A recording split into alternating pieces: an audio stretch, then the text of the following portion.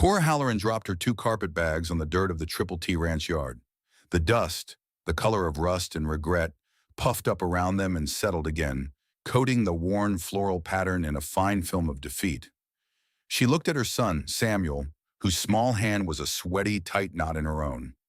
His face was pale beneath his own layer of grime, his eyes wide and fixed on the hulking shape of the barn. He had not spoken a full sentence in the 6 months since they had buried his father and watched the bank auction off their life piece by piece. Cora gave his hand a squeeze, a silent promise she had no right to make, but made anyway. Then she looked up at the main house. It was a sturdy 2-story timber building that had been handsome once, but now it slumped with the same weary exhaustion she felt in her own bones. Paint peeled from the porch railings like sunburnt skin. A man stood there, watching them. He was built like the mountains that loomed behind the ranch, broad and weathered and unmoving. She had walked the last 5 miles, her bad ankle, the one crushed by a spooked gelding a decade prior, sending a sharp, rhythmic complaint up her leg with every step.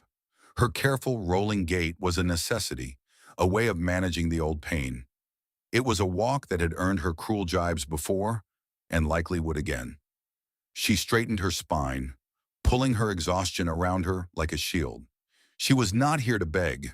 She had spent the last of their money on a train ticket to this remote corner of Wyoming and a single night in a boarding house that smelled of boiled cabbage and despair. The Triple T was the last name on a list she'd gotten from a liveryman, a list of ranches that might, just might, be hiring. It was her last chance before the world swallowed her and Samuel whole. Clear as throat. She took a breath, the air thin and sharp with the scent of pine and dry earth, and said the one thing a desperate woman was never supposed to say. "I'm not looking for charity," she announced, her voice clearer and stronger than she felt. "I'm looking for a wage." The man on the porch did not move for a long moment. He had eyes the gray of creek stones after a hard rain, and they took in every detail: her worn but clean dress, the resolute set of her jaw, the boy hiding behind her skirts, the 2 sad-looking bags. He was Elias Thorne, though she didn't know his name yet. He was a man who had been chewing on the bitter cud of betrayal for 2 long years.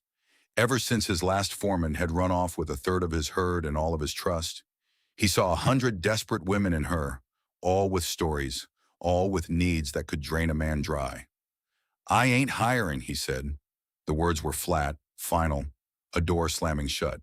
Cora had heard that particular tone of voice in 3 other ranch yards that morning. It was the voice of a man who had made up his mind before she'd even opened her mouth, but desperation had burned away her capacity for polite retreat. "You've got 3 men trying to fix a water pump with a wrench that's too big and a length of baling wire," she said, nodding toward the well. "Your cook quit 2 weeks ago, I hear. The hands are living on salt pork and stale coffee. Your milk cow is favoring her left foreleg, and if you don't look at it soon, she'll go dry from the pain. I can cook, I can clean, I can mend. I can stretch $1 until it screams. I know cattle and I know horses, and I know that pump needs a new leather gasket, not more wire." A flicker of something, annoyance or maybe grudging respect, crossed his face. He glanced over at the pump, where 3 hands were indeed wrestling with it, their curses carrying on the breeze. One of them was a lanky man with a perpetually sour look on his face, Jed. The other was a boy, barely 18, all earnest energy, Billy. The third was an old man, Silas, who watched the other 2 with an air of profound resignation. As if on cue, there was a sharp crack from the direction of the well, followed by a much louder, more inventive string of curses from Jed.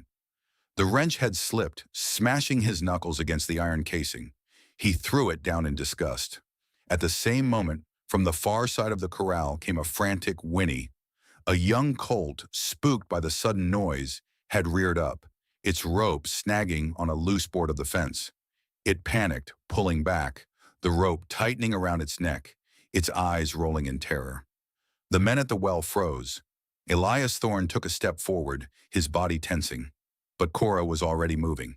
"Samuel, stay," she said, her voice dropping into a calm, low command.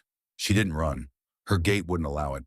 Instead, she moved with a fluid, purposeful economy of motion, her limp a steady rhythm, not a hindrance. She didn't go straight for the horse. She went to the water trough, dipped her hands in the cool water, and approached the terrified animal from the side, letting it see her. "Easy now," she murmured, her voice a soft croon. "Easy, boy. Just a bit of a tangle." She held her wet hands out for him to sniff. He shied back, his nostrils flaring, the rope creaking ominously. She kept talking, a meaningless, soothing stream of sound. She didn't reach for the rope. Instead, she reached for his head, her movements slow, deliberate. She stroked his neck, her fingers finding the tense, trembling muscles. "There now. See? It's all right." The colt stopped pulling, its breathing still ragged, but the immediate panic subsiding. It leaned into her touch, just slightly. Only then did she carefully, slowly, work her fingers under the taut rope, finding the snag on the fence post, and with a deft twist, loosening it. The rope fell away. The colt shook its head, took a step back, and stood, trembling but free. Cora gave its nose a final pat and turned around. The three hands were staring. Elias Thorne stood on the porch, his arms crossed, his expression unreadable. She walked back to her son, took his hand, and looked the owner square in the eye. The silence stretched, thick with the smell of dust and horse, and the unspoken question. Elias Thorne looked at the colt, now calmly lipping at the water in the trough. He looked at the boy, who was peering out from behind his mother's skirt with a look of awe. He looked at Cora. She stood there, not defiant, not pleading, just waiting. She hadn't performed a miracle. She had simply shown competence, a calm, quiet knowledge that was as solid and real as the ground beneath her feet. It was a language he understood far better than words. "The bunkhouse kitchen is through that door," he said, his voice rough. He jerked a thumb toward a smaller building attached to the main house. "There's flour and beans. The men eat at sundown. The room off the back is small, but it's got a bed. You can stay the week. We'll see after that." It wasn't a welcome. It was a challenge, a provisional offer, brittle as ice. Cora knew it, but it was more than she'd had an hour ago. "Thank you," she said. The words were simple, but they carried the weight of 100 lost nights and 1,000 desperate miles. She picked up her bags, the dust motes dancing in the afternoon sun, and walked toward the kitchen. The door closed behind her with a soft click, the sound of a wager being accepted. From the porch, Elias Thorne watched her go, a strange and unfamiliar feeling stirring in his chest. It was not hope, not yet, but it was the territory right next to it. The kitchen was a study in masculine neglect. A greasy film covered every surface, the air thick with the ghosts of burnt coffee and fried bacon. A stack of dirty plates teetered precariously by a stone sink, and a fine layer of flour dust coated the floorboards in the corners. It was a space that had given up. For a moment, Cora felt her own resolve waver. It was one thing to claim competence. It was another to face down a mountain of filth, armed only with a bar of lye soap and a bucket. But then she saw the stove. It was a big, black cast-iron beast, a Monarch model with 6 burners and a warming oven. It was old but solid, the kind of stove that could feed an army if you knew how to talk to it. It was the heart of the room, and its heart was cold. A faint smile, the first she'd allowed herself all day, touched Cora's lips. She knew this language. She ran a hand over the cool iron, a greeting to an old friend. First, water. She sent Samuel to sit on the small, clean patch of porch outside the kitchen door, with a stern but gentle instruction not to wander. Then she set to work. She found buckets, a stiff bristled brush, and a block of soap that smelled faintly of pine tar. She hauled water from the now silent pump. Silas, the old hand, had wordlessly appeared and fixed the gasket with a square of leather from his own pouch while Jed was still nursing his hand, and filled the stove's reservoir. She laid a fire in the firebox, her hands moving with the practiced efficiency of a lifetime spent tending flames. Soon a low roar filled the kitchen, and the promise of hot water became a reality. She didn't try to clean the whole room at once. That was a fool's errand. She focused on her immediate territory, the stove, the sink, and a 10-foot radius of countertop and floor. She scrubbed the plates, the cast iron skillets, the tin cups, immersing them in scalding, soapy water until they gleamed. She scoured the stovetop with ash and vinegar until the black irons shone with a soft, healthy luster. As she worked, a new smell began to push out the old one. It was the clean scent of lye soap, of hot water, of order being imposed on chaos. By mid-afternoon, the kitchen was transformed. It wasn't perfect, but it was functional. It was clean. And something was rising in the oven. Cora had found a sourdough starter, miraculously still alive, tucked away in a cool corner of the pantry. She'd fed it, worked the dough with strong, sure hands, and shaped it into two large round loaves. Now the rich, yeasty perfume of baking bread filled the air, rolling out of the kitchen door and across the ranch yard. It was a smell that spoke of comfort, of sustenance, of home. It was an aroma that no man on that ranch had smelled in a very long time. Billy, the young hand, was the first to notice. He was coiling a rope near the barn and he stopped, lifting his nose to the air like a hound. A slow, wondering grin spread across his face. Jed, mucking out a stall, grumbled under his breath but straightened up, his nostrils flaring despite himself. Even Elias Thorne, sitting on his porch going over a ledger whose numbers refused to add up, found his concentration broken. He lowered the book, his gaze drifting toward the kitchen. The smell was a memory from a kinder time, a time before his wife, Martha, had been taken by the fever, a time before the ranch had become a fortress he defended rather than a home he inhabited. Cora's work was methodical, a quiet ballet of efficiency. There were no wasted motions. When she chopped onions, the knife was a blur of controlled energy. When she stirred the pot of beans and salt pork she'd set to simmering, her arm moved in a steady, patient circle. She found a crate of potatoes in the root cellar, their eyes just beginning to sprout, and turned them into a savory mash. She discovered a small, neglected patch of herbs by the back door and salvaged enough time to flavor the gravy she made. She worked not with the frantic energy of someone trying to impress, but with the calm focus of someone who knew her craft. This was not a performance. It was an expression of her intrinsic nature. The work itself was a comfort, the familiar rhythm a balm to her frayed nerves.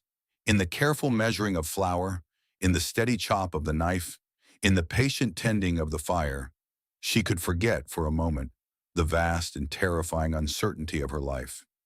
She was not a widow, not a beggar, not a refugee from her own past. She was a cook. She was a provider. Here in this kitchen, she had a purpose. As the sun began to dip below the jagged peaks of the mountains, casting long purple shadows across the valley, she set the long trestle table in the bunkhouse common room. She laid out the clean plates, the polished forks, the tin cups. In the center of the table, she placed the two loaves of sourdough, their crusts a deep, beautiful brown. The pot of beans sent up fragrant steam, and a platter of mashed potatoes sat beside a bowl of dark, rich gravy. The men filed in, their boots loud on the wooden floor. They stopped just inside the door, looking at the table. It was a simple meal, nothing fancy, but it was served with a care and intentionality that felt utterly foreign. They washed their hands at the basin by the door, their movements slow, almost reverent. They sat down, the scraping of benches the only sound. Jed was the last to sit, his face a mask of sullen skepticism. Silas, the old man, picked up a slice of bread, held it to his nose, and then took a bite.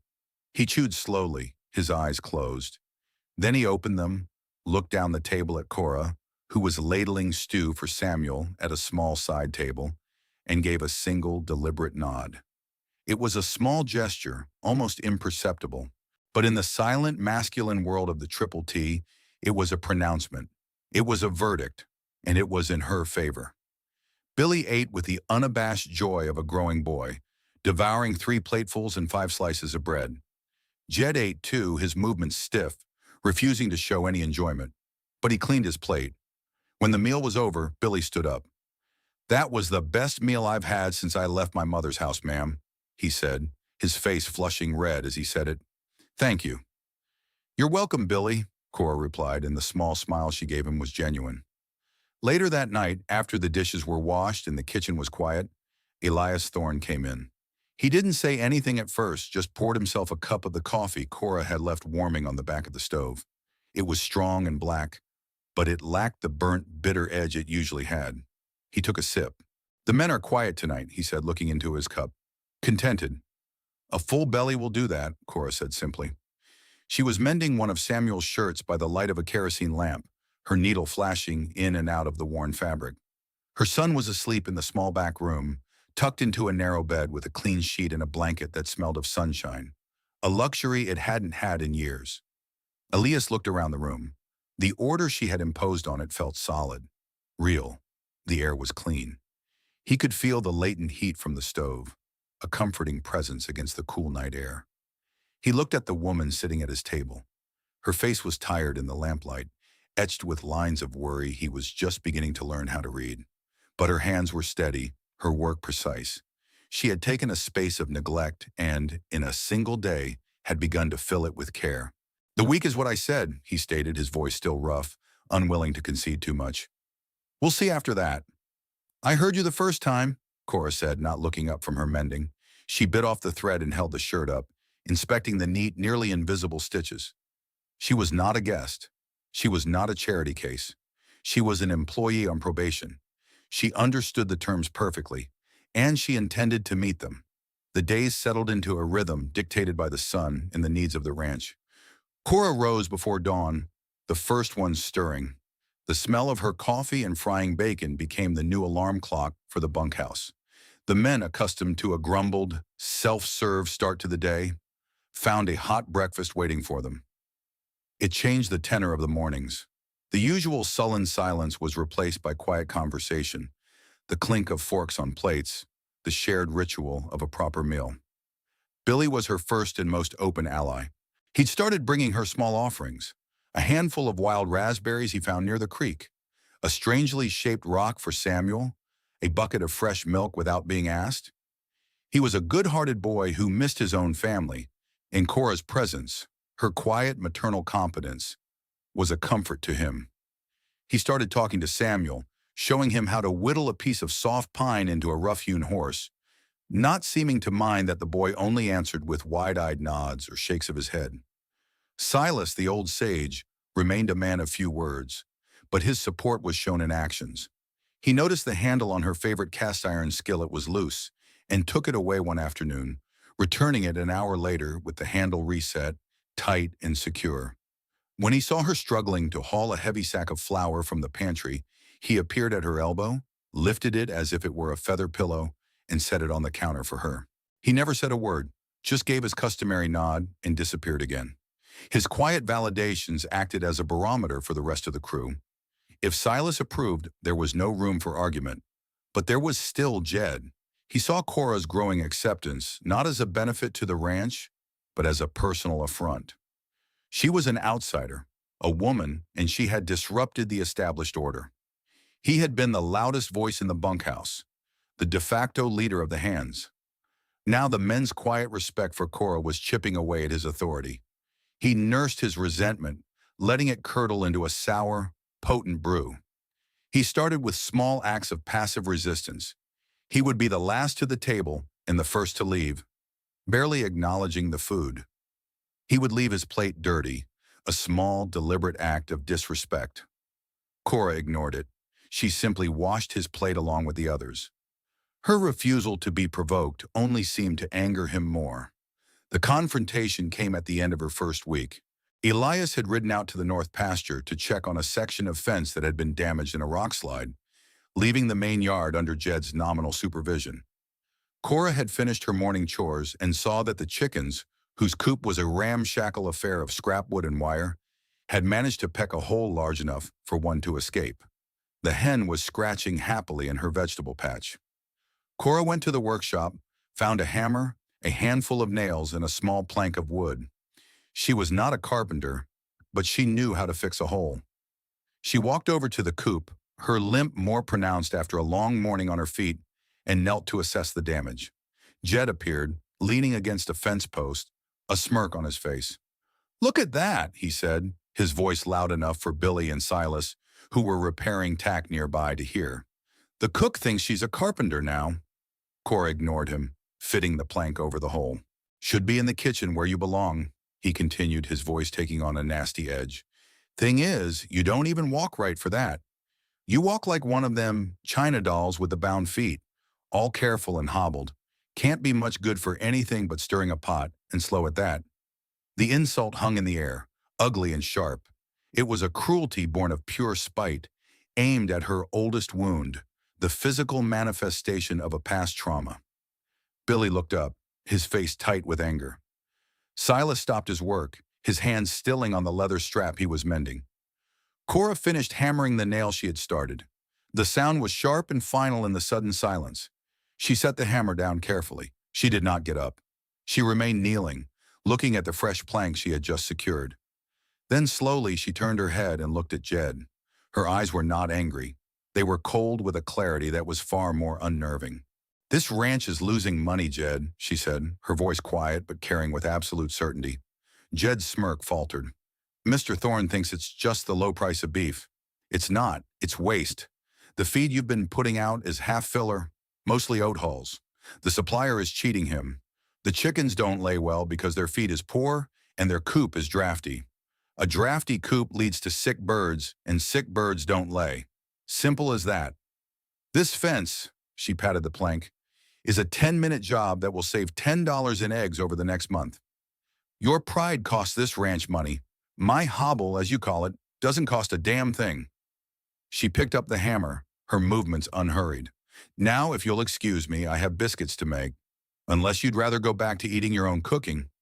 She held the hammer loosely in her hand. It wasn't a threat. It was just a tool. But in that moment, it seemed to hold all the weight of her unassailable competence. Jed stood there, his face turning a dull, mottled red. He had expected tears or an angry retort.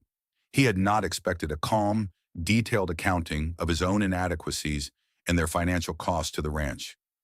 He opened his mouth, then closed it again. He had no response. She had taken his petty cruelty and dismantled it with cold, hard fact. From the corner of her eye, Cora saw a shadow detach from the porch of the main house. Elias Thorne had returned. He had been standing there for the entire exchange, silent and unseen. He walked over, his boots making soft thuds in the dust. He stopped beside the chicken coop and looked down at the neat repair. Then he looked at Jed. "Jed," Elias said, his voice dangerously quiet, "go check the branding irons. Make sure they're clean." It was a make-work task, a dismissal. Jed's eyes darted from Elias to Cora and back again. He saw no support in his employer's face, only a flat, hard disappointment. He turned without another word and stalked off toward the smithy, his shoulders stiff with humiliation. Elias then looked at Cora. He gestured toward the coop. "You're sure about the feed?" "Go look for yourself," Cora said, getting to her feet and brushing the dust from her skirt. "The sacks from the Bar J supplier are lighter than they should be, and if you split one open, you'll see the difference. The grain is dull. Poor quality." Elias stared at her for a long moment. He had been buying from the Bar J for years, out of habit, out of a long-standing relationship with the owner. He had never thought to question it. He had been so focused on the big picture, cattle prices, bank loans, his cousin Marcus's legal circling, that he had missed the rot happening right under his nose. "The week is up," he said, stating a fact. Cora met his gaze, her heart giving a small, painful thump. "I know. Stay," he said. It wasn't a question. It wasn't a provisional offer anymore. It was a simple, declarative statement. "Stay on. The wage is $30 a month, plus room and board for you and the boy." It was a fair wage, more than fair. It was an admission. It was an apology for his initial skepticism.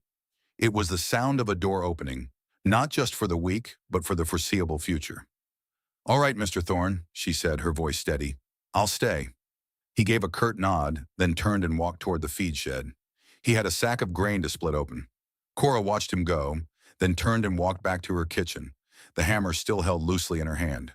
She had won the skirmish, but she knew the war for this place, for a real home, was far from over. Trust, Cora knew, was not a thing given, but a thing built, plank by plank, like a new fence. Her new permanent status on the ranch was the foundation, but the structure itself was still fragile. The incident with Jed had settled the matter of her authority in the yard, but the deeper trust, The kind that turned an employer into a partner, had yet to be earned with Elias Thorne. That evening, after he had spent 2 hours in the feed shed with a scale and a knife, Elias came into the kitchen. He didn't speak at first, just sat down heavily at the table where Cora was peeling apples for a pie. The scent of cinnamon and fruit hung in the warm air. Samuel was at the far end of the table, sketching on a piece of slate Billy had given him, his brow furrowed in concentration. "You were right," Elias said finally, his voice flat. He sounded tired, bone-weary in a way that had little to do with physical labor. "Short-weighted every sack. The quality is garbage.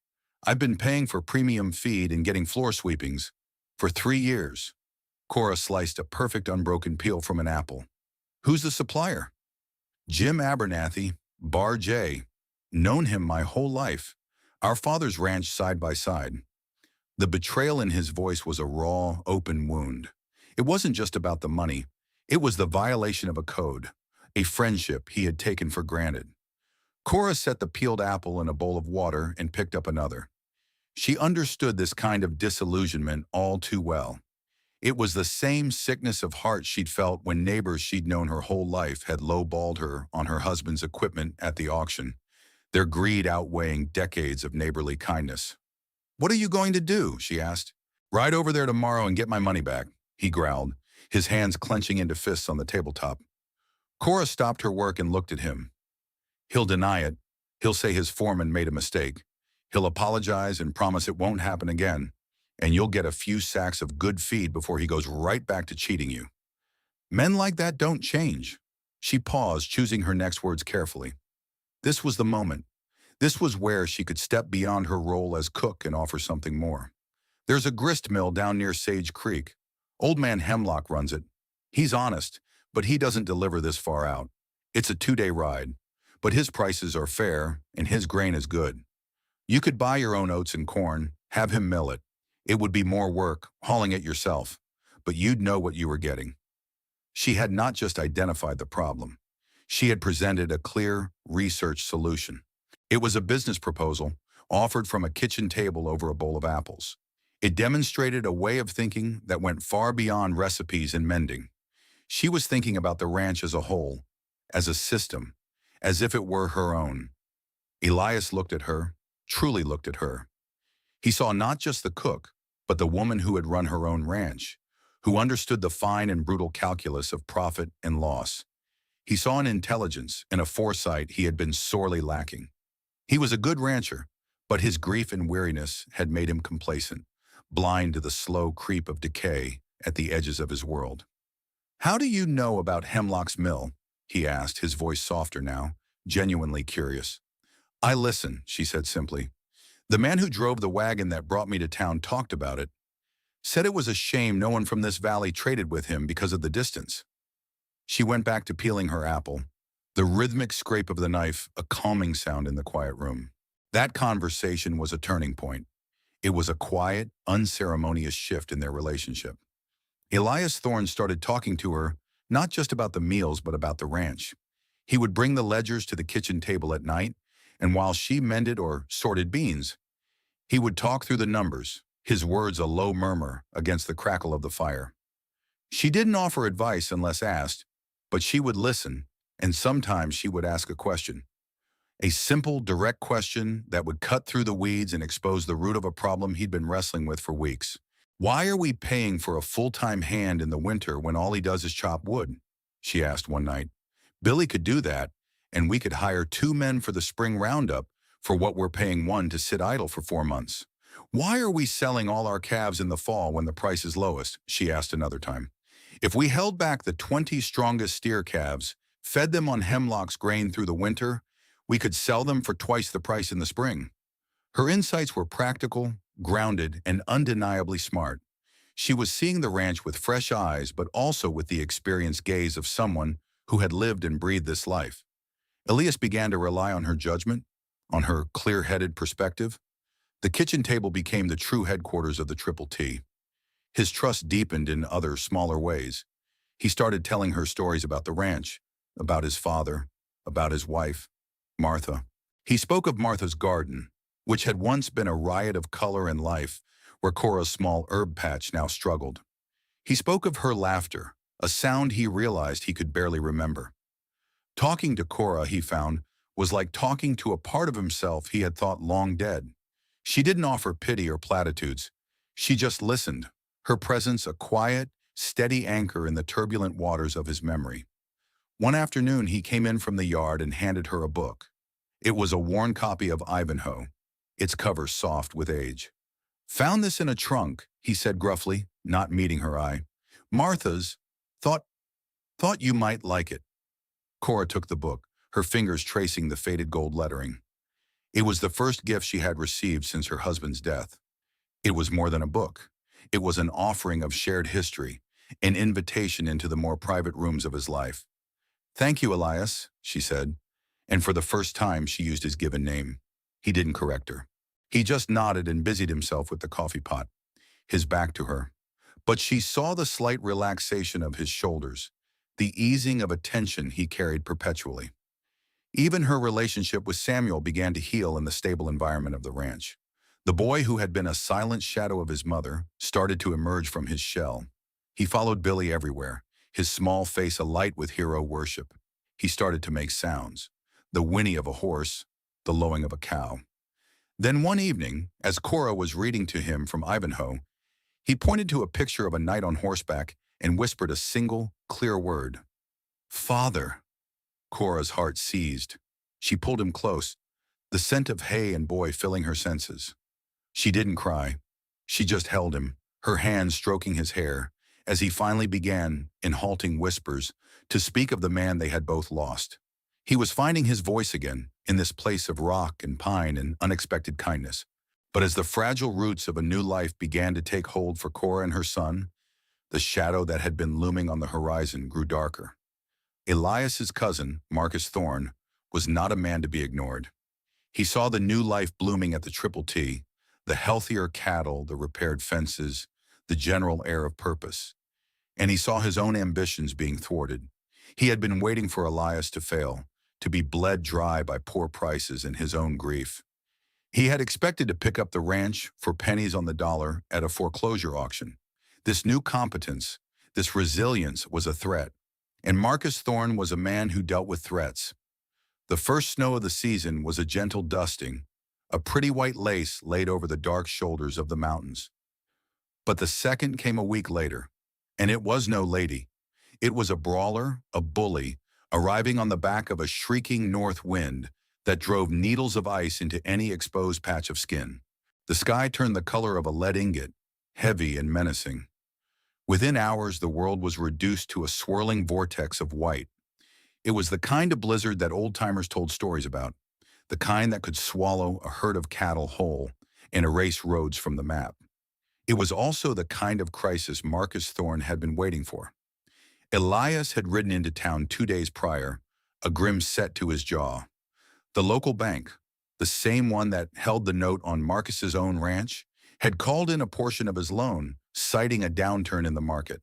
The timing was suspicious, coming just as the Triple T was starting to get back on its feet. Elias suspected his cousin's hand in it, a whispered word in the banker's ear. He'd gone to argue his case, to show them the new ledgers, the proof of their improving finances, a strategy he and Cora had mapped out at the kitchen table. He was supposed to have been back yesterday. The blizzard had trapped him. The ranch was cut off. The road to town was a 2-day ride in good weather. In this storm, it was impassable, a suicide run. They were an island in a sea of white. Cora, Billy, Silas, and a chastened, quieter Jed were all that stood between the Triple T and disaster. The primary threat was the herd. The main body of cattle was in the south pasture, a wide, sloping valley that offered some protection from the wind. But 100 head of younger steers were in the high meadow, a more exposed area bordered on the east by a series of steep, treacherous ravines known as the Devil's Jaw. In a panic, if the cattle drifted east, they would be lost, plunging to their deaths on the rocks below. "They should be all right," Billy said, his voice tight with worry as they stood peering out the bunkhouse door into the maelstrom. "They'll bunch up in the trees on the west side. They know to stay away from the jaw." "They should," Silas agreed, his old face grim. "But a storm like this can make an animal crazy. The wind sounds like a predator. It'll push 'em." Jed, who had been sullenly reinforcing a shutter on the barn, came over. Nothing we can do about it now. Can't see 10 feet out there. Going after them is just asking to get lost and freeze to death. He was right, and the grim logic of it settled over them like a shroud. Cora felt a cold knot of dread tighten in her stomach. She thought of Elias, trapped in town, worrying. She thought of all their work, the careful planning, the slow climb back from the brink. All of it could be wiped out in a single night of wind and snow. She put another log on the fire in the kitchen, the room now a sanctuary of warmth and light against the howling chaos outside. Samuel sat at the table, his face pale, listening to the wind trying to claw its way through the walls. The storm raged all night and into the next day. There was no dawn, only a slight graying of the relentless white. They did what they could, ensuring the horses in the barn were warm and fed, clearing paths between the house and the woodshed. The work was a defense against the greater helplessness they all felt. It was late in the afternoon when Silas, making his way back from the barn, stopped and pointed. "Smoke!" he croaked, his voice raw from the cold. Cora and the others followed his gaze. To the east, in the direction of the high meadow and the Devil's Jaw, a plume of dark, greasy smoke was rising into the white sky. It was thick, unnatural, and utterly out of place. "What in God's name?" Billy breathed. Jed's face went pale. "That's coming from the old line cabin, the one near the ridge." Cora's mind worked furiously, connecting the pieces. A fire, in a blizzard, near the high pasture. It made no sense as an accident, but as an act of malice, it made perfect sense. A fire would spook the cattle. The smoke and flames would drive them away from the western trees, away from safety. The wind was blowing from the west. It would push the smoke and the panicked herd directly east, toward the ravines. "It's Marcus," she said, the name tasting like ash in her mouth. "He's stampeding them. He's using the storm to cover his tracks." The full scope of the sabotage hit them like a physical blow. It was diabolical in its simplicity. By the time the storm cleared and they found the dead cattle, it would look like a tragic accident, another blow of misfortune against the already struggling Elias Thorne. No one would be able to prove a thing. Marcus would offer his condolences and then his low-ball offer for the ruined ranch. "We can't let him," Billy cried, his fist clenched. "We have to go." "Go where?" Jed shot back, his voice ragged with a fear that was turning to despair. "We ride into that. We're dead. The herd's probably gone already. It's over." He wasn't being malicious now. He was beaten. The sheer, overwhelming force of the storm and the cunning of their enemy had broken his spirit. For a moment silence fell, broken only by the howl of the wind. Jed was right. The logic was inescapable. It was a suicide mission. The ranch was lost. Cora looked at Samuel, who was watching her, his eyes wide with a fear that mirrored her own. She saw the memory of another loss in his eyes, the loss of his father, his home. She had promised him, with every meal she cooked, with every stitch she sewed, that it would not happen again. She straightened her shoulders. Her gaze fell upon the men before her. Billy, full of heart but not experience. Silas, wise but too old for a ride like this. Jed, defeated. Elias was gone. It was up to her. "No," she said, her voice cutting through the wind's cry. "It's not over." She turned and strode toward the main house, her limp a steady, determined beat against the floorboards. The men stared after her, bewildered. She went into Elias's study, a room she had only ever tidied. She went straight to the big oak desk. In the bottom drawer, she knew, he kept his maps. She pulled one out, a detailed topographical survey of the ranch and the surrounding mountains. She spread it on the desk, her finger tracing the lines, the familiar names. South Pasture, High Meadow, Devil's Jaw. Then her finger stopped. There was another line, a faint, almost invisible track marked in pencil. It was an old game trail, one that cut down from the ridge, traversed the steep, wooded slope above the ravines, and came out at the far eastern edge of the meadow. It was marked with a single, faded word, shortcut. It was a dangerous path, barely wide enough for a single horse, treacherous even in good weather.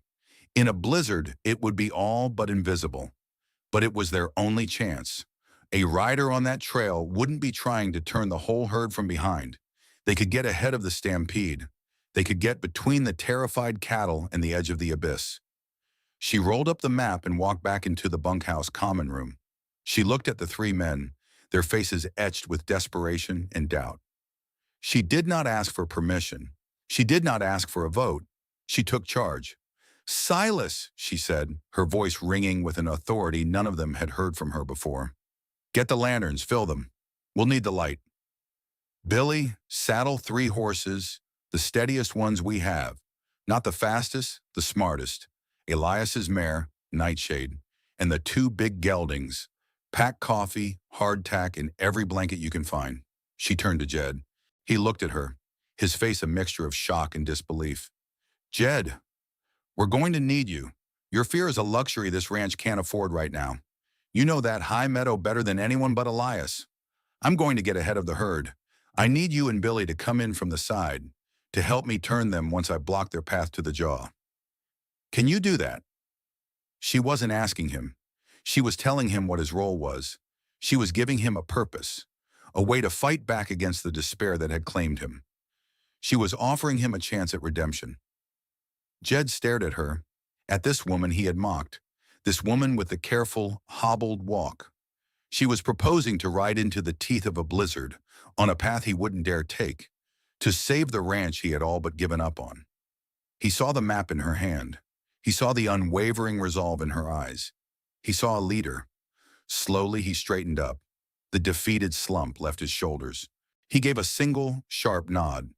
"Yes, ma'am," he said. The words were quiet, but they were the loudest thing he had ever said. "I can do that." Cora gave him a nod of her own.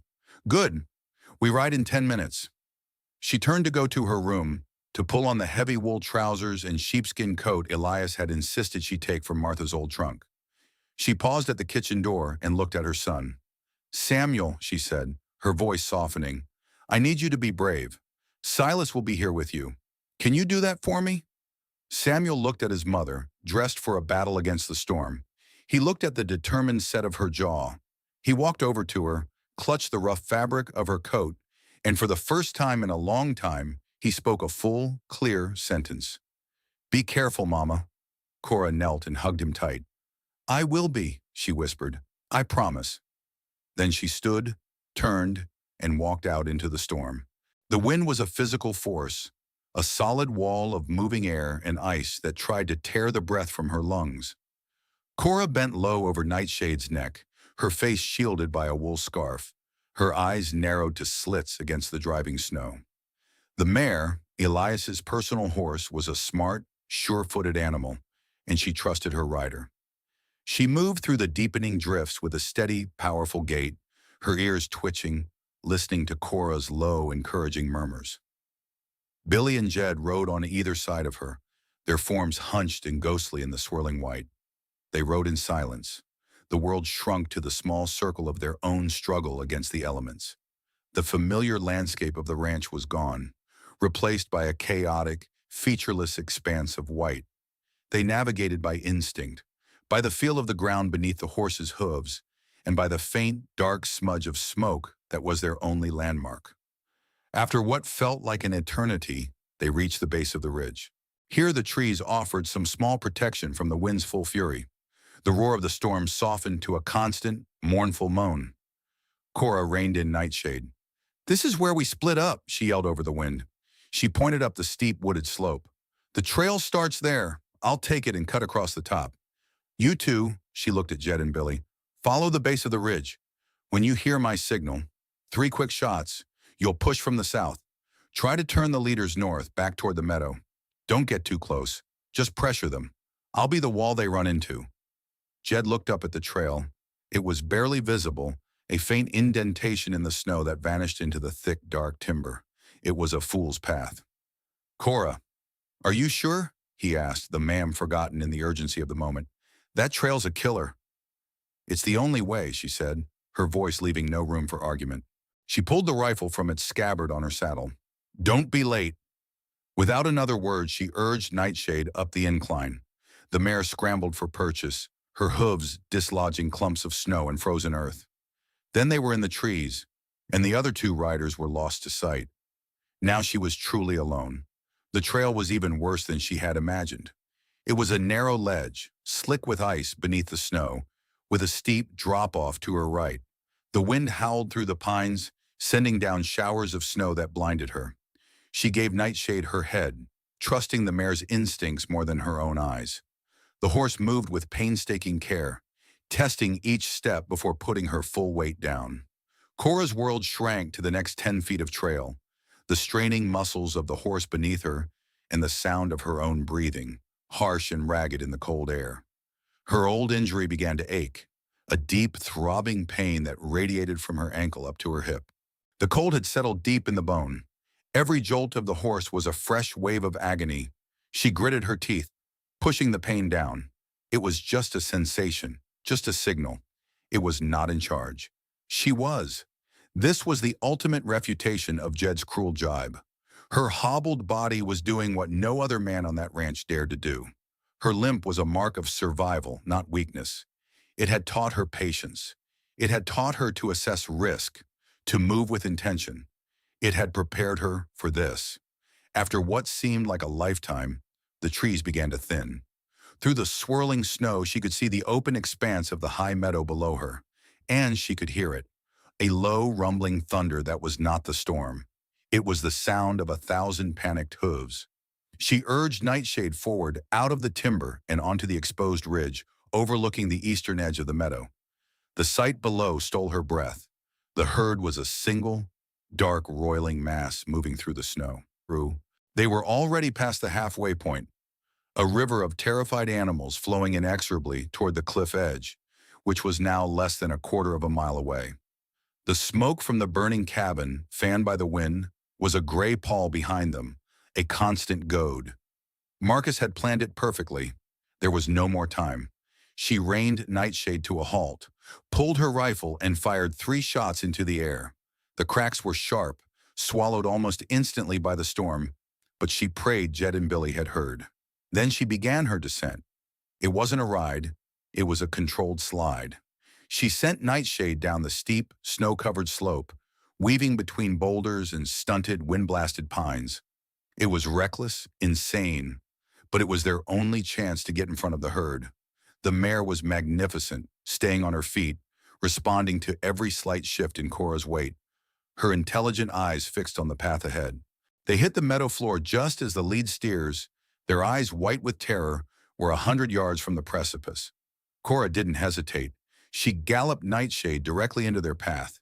She was a single small figure against a tide of panic. She didn't try to stop them. She knew she couldn't. She had to turn them.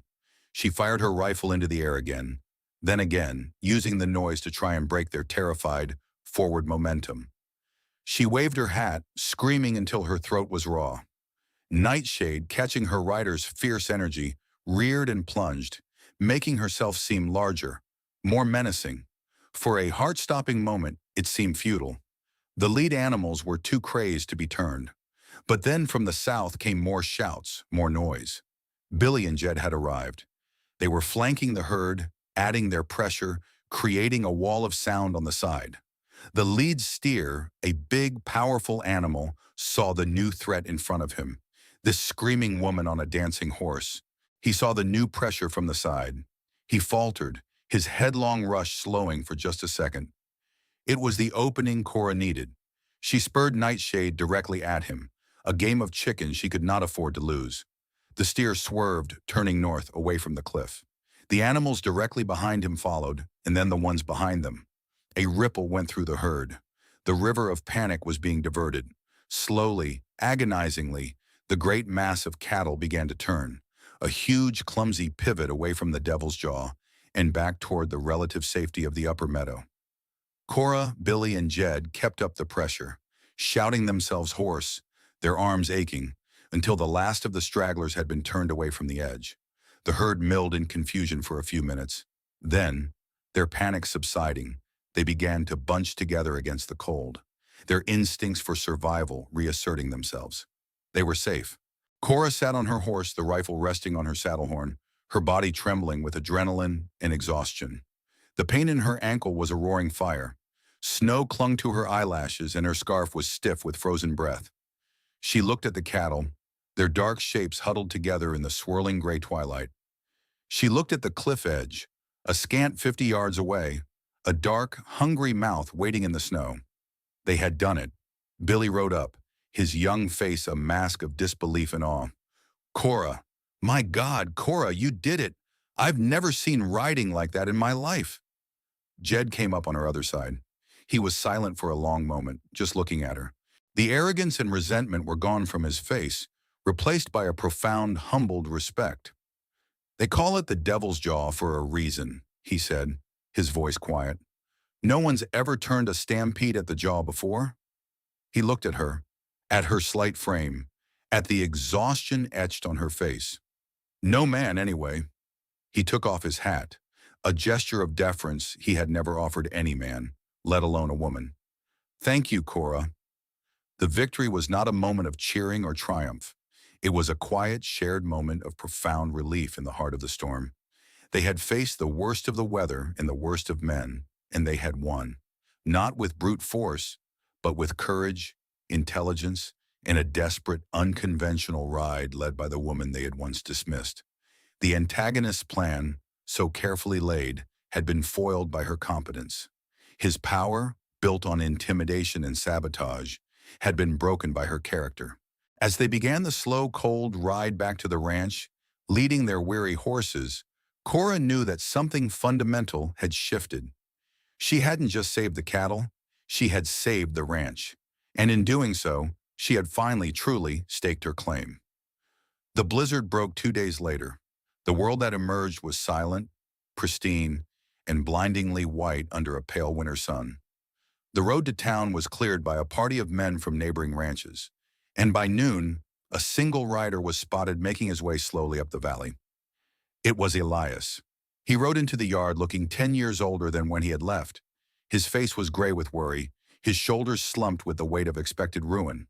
He had won a temporary reprieve from the bank, but he was sure he was returning to a disaster. He expected to find his hands defeated and his herd decimated. Instead, he found the yard cleared of snow, a thread of smoke rising cheerfully from the kitchen chimney, and his 3 hands methodically checking over the cattle that had been brought down to the home pasture. They were all there, every single one. Jed was the first to see him. He walked over, leading Elias's horse toward the barn. "Sir," he said, his voice formal, "good to have you back." "The herd?" Elias began, his voice rough with dread. "They're all accounted for," Jed said. "Had a bit of trouble in the storm, a stampede up in the high meadow.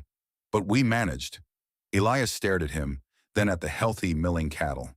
"A stampede? In that blizzard? Headed for the jaw?" His blood ran cold. "How did you stop them?" Jed looked toward the house. "We didn't," he said quietly. "Cora did." And then, standing there in the cold, bright sunlight of the ranch yard, Jed told him everything. He didn't spare himself. He told Elias about his own despair, his certainty that all was lost. He described the fire at the line cabin, and he described Cora taking command, her calm authority, her insane plan. He told him about her ride down the ridge, how she had thrown herself in nightshade in front of the herd, how she had turned them back from the very brink of the abyss. He spoke of it with the simple, unadorned reverence of a man who has witnessed something he knows he will never see again. Elias listened, his face unreadable. When Jed was finished, he didn't speak for a long time. He just looked at his ranch, at the solid house and the sturdy barn, at the cattle that were his livelihood, all of it still here, all of it saved. He had left a cook in his kitchen. He had returned to find a general who had won a war in his absence. He found her where he knew she would be, in the kitchen. She was standing at the table, kneading a great mound of dough, her movements strong and rhythmic. Samuel was sitting by the fire, reading Ivanhoe aloud in a halting but clear voice. The room was warm and smelled of yeast and melting snow. It was a pocket of impossible peace in a world that had just been torn apart by a storm. She looked up as he entered. She saw the exhaustion in his face, the questions in his eyes. "You're back," she said simply. "Are you all right?" "I should be asking you that," he said, his voice thick with an emotion he couldn't name. He walked over to the table but didn't sit. He just stood there, watching her hands work the dough. Strong hands. Capable hands. Jed told me what you did. She did not stop working the dough. We all did it. Jed and Billy were vital. Cora, he said, his voice dropping. Stop. She stopped, her hands resting on the dough. She looked at him, waiting. I left this ranch in your hands for a few days and you faced a blizzard and a deliberate act of war from my own blood. You saved 100 head of cattle. You saved this entire operation from bankruptcy. I hired you to cook my meals. He shook his head, a look of wonder on his face. You are not a cook, Cora Halloran. You are the single most competent person I have ever known. It was not a flowery compliment. It was a statement of fact, delivered with the weight of absolute sincerity. It was the highest praise he was capable of giving, and it landed in Cora's heart with more force than any poetic declaration could have. I did what needed to be done, she said quietly. This is my home. The words came out before she could stop them, a truth she had not even admitted fully to herself. Elias's gaze softened. Yes, he said. It is. He looked at the ledgers on the sideboard, at the mending basket by the fire, at the boy reading peacefully. He looked at the woman standing before him, her face smudged with flour, her eyes clear and steady. The probationary arrangement, the $30 a month wage, it all seemed like a ridiculous charade now. It was a contract for a hired hand, and she was so much more. I have a new offer for you, he said, and his voice was the steadiest she had ever heard it. Not a wage, a partnership, full and equal. Your name on the deed next to mine. This ranch needs more than a boss, Cora. It needs a heart. It needs you. It was not a proposal of marriage, not in the traditional sense. It was more intimate than that.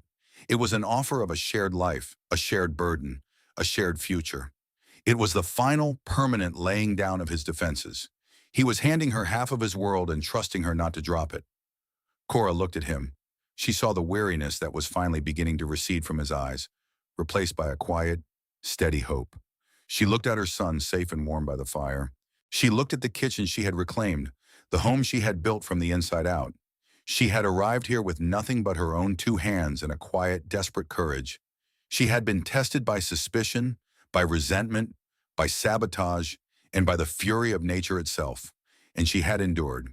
She had not just survived, she had prevailed. She wiped her flowery hands on her apron. All right, Elias, she said, and a real, true smile lit up her face, chasing the last of the shadows away. I accept. Music. The following spring, the Triple T was a different place. The new brand, a T-Bar H for Thorne and Halloran, was a common sight on the healthy, growing herd. Billy was made foreman, a position he filled with earnest pride. Jed, humbled and loyal, was his right-hand man. Silas still watched over them all, his rare smiles more frequent.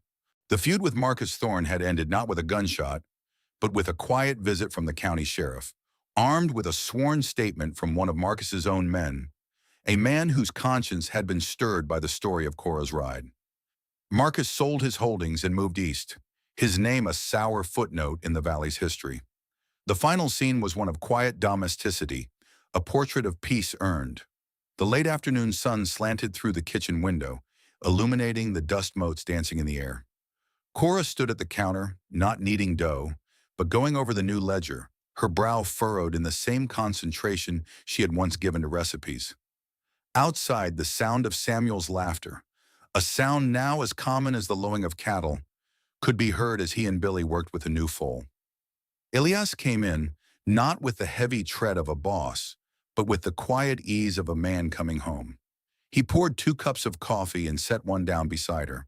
He didn't speak, just stood next to her, his shoulder almost touching hers, looking out the window at the greening valley. The ranch was no longer just his burden, it was their shared creation. It was solvent. It was safe. It was thriving. The Triple T Ranch had been a place on the edge of ruin, a fortress of solitude and bitter memory. It had needed a foreman, a bookkeeper, a strategist, a miracle. What it got, in the end, was the woman who made it a home.